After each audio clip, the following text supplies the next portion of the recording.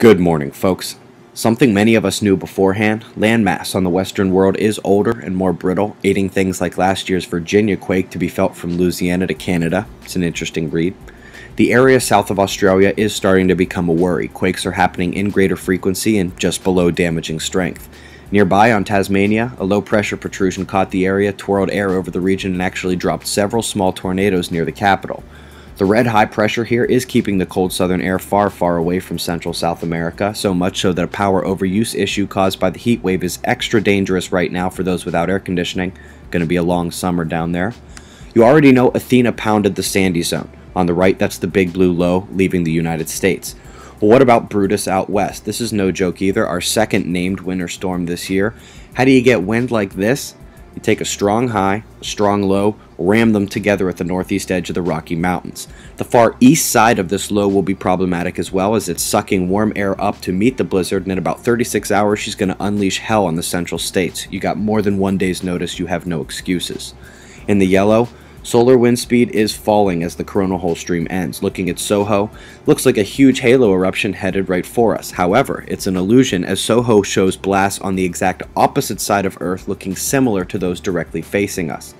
Coming to stereo A with the Earth off to the left, you see a massive eruption just behind the western limb. This was likely an X flare on the back side. You can see some of the areas adjacent went unstable as well. Good evidence of whole sun instability here as we come to stereo B with Earth off to the right this time. You see the blast headed out to the left, but notice how many other regions of the sun are popping off as well. NASA needs to take note and study this event, as it's one of the best recent pieces of evidence of sunspot connections across the sun involving destabilization across the whole sphere.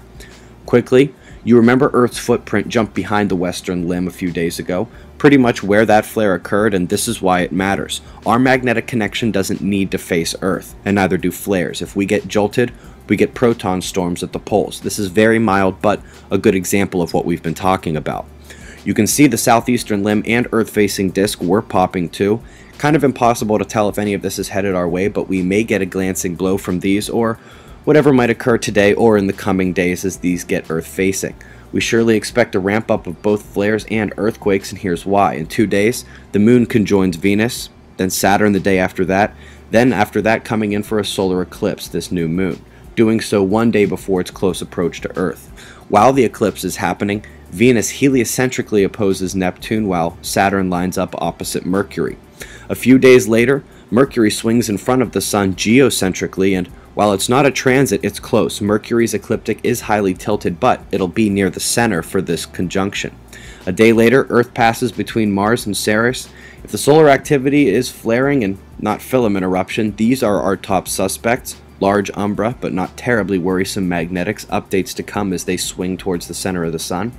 Flare and Quake Watch begin this evening or tomorrow. Some forenotice. Sunday's news will be uploaded a few hours late, so no worries and no fear. It's 5:51 a.m. Eastern Time, and that's the news. Be safe, everyone.